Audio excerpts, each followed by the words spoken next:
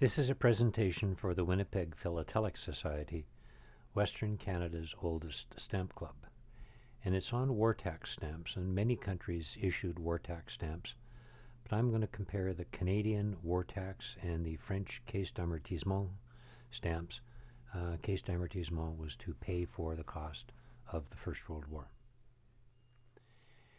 Now, when I was looking at my French caisse d'amortissement stamps, and caisse d'amortissement, caisse means case, like C-A-S-E in English, or fund. So it's a fund for amortizing. We would call it a sinking fund.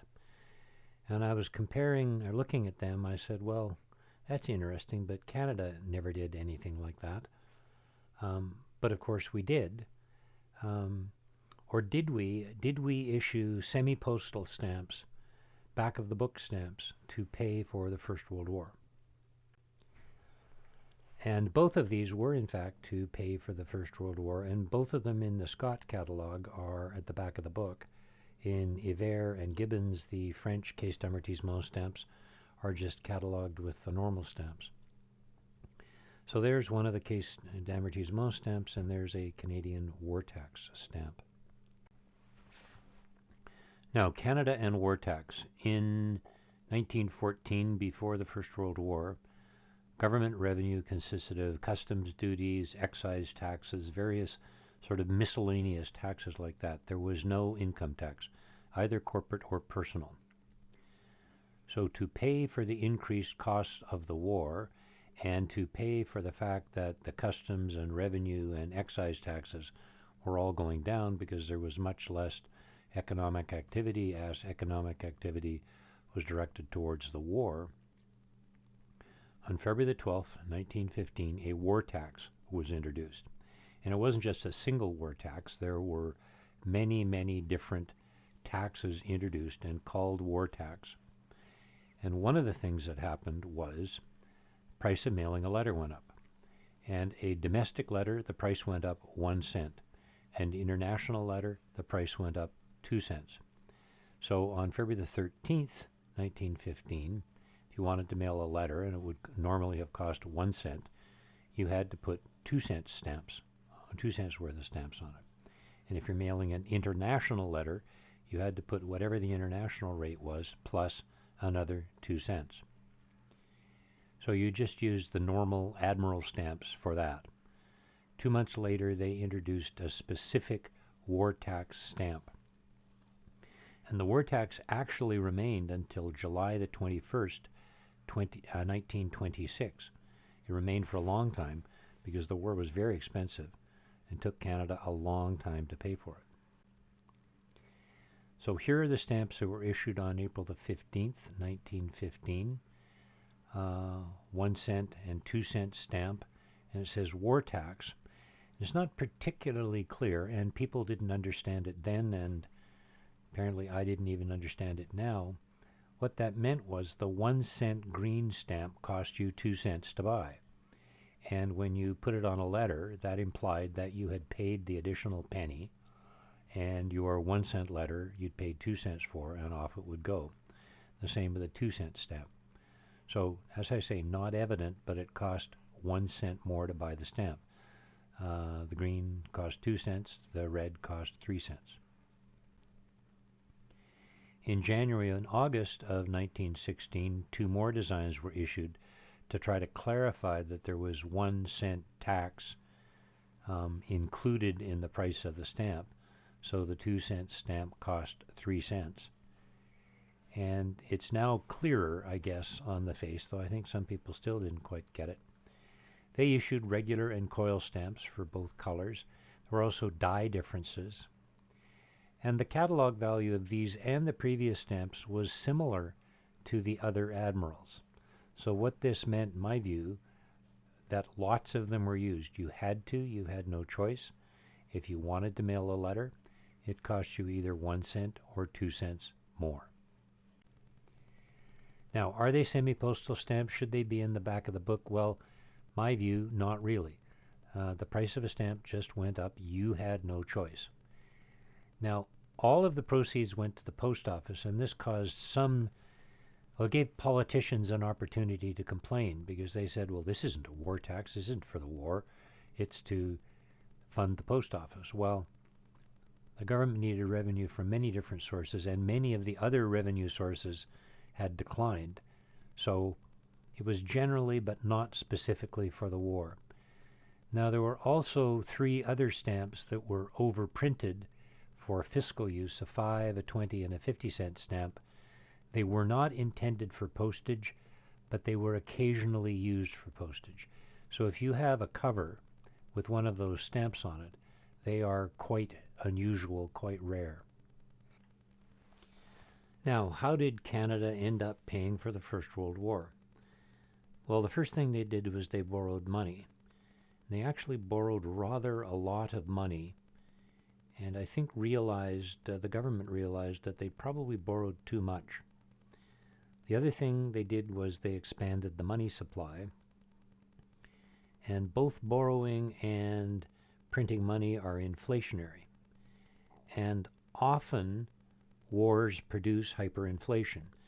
Germany, after the First World War, decided not to pay for the war, and they had to pay reparations as well. They printed money, and in 1922, the inflation was 39,500% per month. A stamp went from being 40 pfennigs to 50 billion marks. A spectacular level of inflation, and caused collapse of the German economy. Canada introduced a variety of levies, banks, railway tickets, steamship tickets, telegrams, wine, etc.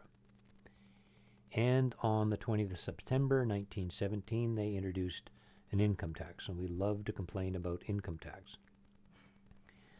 But the income tax by the end of 1918 had collected, shall I say, only $8 million, which was a fraction of what the war had cost. And to measure the cost of the war in dollars, in 1913 the Canadian national debt was $463 million. At the end of 1918 it was $2,460 million, shall we say $2 billion in 1918 dollars, which is probably $200 billion in today's dollars. So tremendously expensive. And $8 million against $2 billion is not a lot.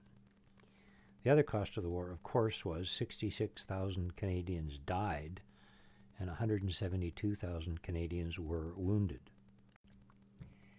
Now, France had caisse d'amortissement, as I said, literally box of amortization or fund of amortization. We would call it a sinking fund. It started on August the 7th, 1926, so a while after the end of the First World War, but France realized they'd better do something to amortize the state debt, and this was one of the things they did. They also introduced an income tax. But it was to amortize the debt from World War I, and to save money, they overprinted the La Semeuse, the Sower, and the Pasteur stamp, which were existing stamps. And it was voluntary, so it was in fact semi-postal. Now here are 3 examples, 2 La Semeuse and Pasteur. And there are 3 varieties of the La Semeuse stamp. There's one with her walking on ground, and you will see the 40 centime stamp. Kind of hard to see, but there's ground under there that she's walking on. There's also one where there wasn't ground. And the third variety, which is the 50 centime stamp, there's a sun, and if you look carefully above the MENT of amortissement, you will see a sun. So these are 3 stamps that were overprinted.